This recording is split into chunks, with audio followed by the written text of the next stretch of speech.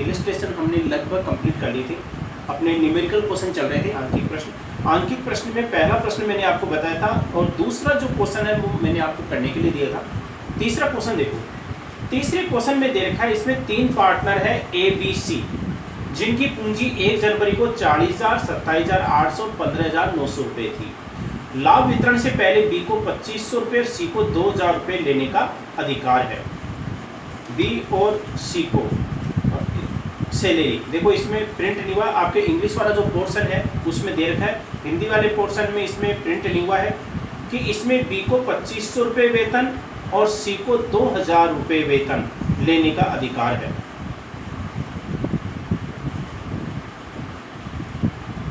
इसके बाद में देखा कि पूंजी पर 5% की दर से ब्याज देना है और लाभ वितरण से पहले 10,000 रुपये में, जैसे हमने पहला दूसरा किया था वैसे ही 10,000 रुपये को पहले 40, 35 और 25 के अनुपात में बांटना है एबीसी में, और फिर उसके बाद में लाभों को बराबर बांटना है। लेकिन इसमें क्या देखा है कि वर्ष के अंत में 31 दिसंबर 2016 को वेतन को डेबिट करने के बाद किंतु ब्याज देने से पहले फर्म का लाभ 23,170 था।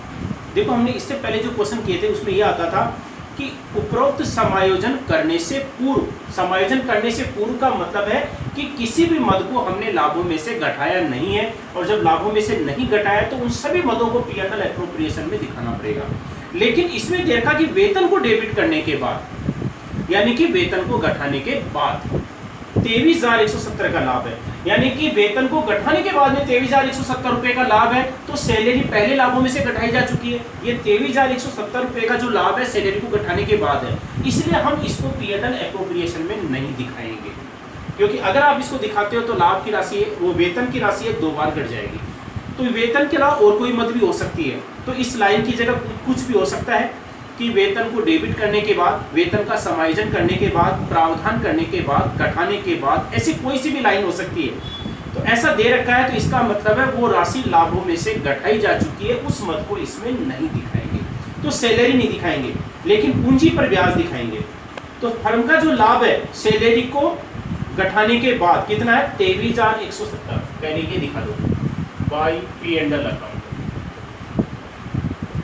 23,170 रुपए। सैलरी को नहीं दिखाना है, केवल पूंजी पर ब्याज।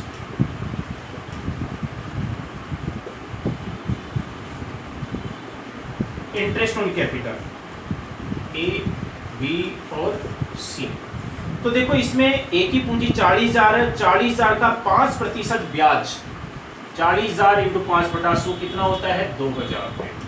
और बी की जो पूंजी है वो दे रखी है 27,800 रुपये, तो 27,800 का 5% ये होता है आपके 1,390 रुपये, 5%। और तीसरे की पूंजी दे रखी है 15,900, तो 15,900 का 5% इसका होता है 795 रुपये, वो लगा लो आपके।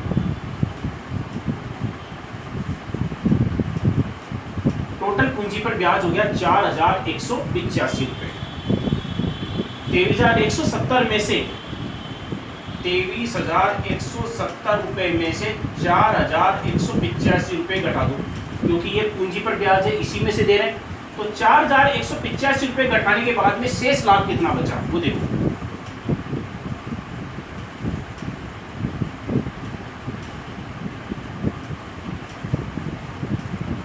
ये बचा आपके 18,985, ठीक है, शेष लाभ 4,185 रुपये पूंजी पर ब्याज घटाने के बाद। अब 18,985 का जो शेष लाभ बचा है वो साझेदारों में बांटना है, और साझेदार इसमें बांटेंगे तो साझेदार अपने व्यक्तिगत खातों में दिखाएंगे, नहीं पार्टनरशिप अकाउंट में। कुछ प्रश्न में कुछ नहीं दे रखा तो परिवर्तनशील विधि मानी जाती है, और परिवर्तनशील विधि में सारी मदें किसमें दिखाते हैं, पार्टनर्स कैपिटल अकाउंट में। तो व्यक्तिगत खाते पार्टनर्स कैपिटल अकाउंट, तो इसमें ए, बी और सी। 18,985 रुपये को कैसे बांटना है इसके बारे में क्या दे रखा है कि शुद्ध वितरण योग्य लाभ, तो शुद्ध वितरण योग्य जो लाभ है वो हमारे कितने बचे, 18,985 रुपये। शुद्ध वितरण योग्य लाभ है 18,985 रुपये बचे, उसमें से पहले 10,000 रुपये में, यानी कि इसमें से 10,000 रुपये को में कैसे बांटेंगे, एक को 40% 10,000 का, बी को 35% और सी को 25%, यानी कि 10,000 का। तो 10,000 का 40% ए का कितना हो गया 4,000 रुपये, 35% कितना हो गया 3,500 रुपये, और 25% 10,000 का है वो कितना हो गया 2,500। तो 10,000 को तो हमने ऐसे बांट दिया। अब 10,000 तो हमने बांट दिया, तो शेष राशि है वो कितनी बची, वो देखो आपके 8,985। शेष के बारे में क्या दे रखा है, उससे अधिक लाभों को बराबर बांटना है। तो तीनों को बराबर बांटना है, तो इसमें 3 से डिवाइड कर दो 8,985 को। तो 3 से डिवाइड करने पर देखो आपके कितना आ रहा है 2995 प्रत्येक को। तो इसी में ऐड करके दिखा देंगे 2995, जैसे हमने पहला दूसरा किया था वैसे ये है।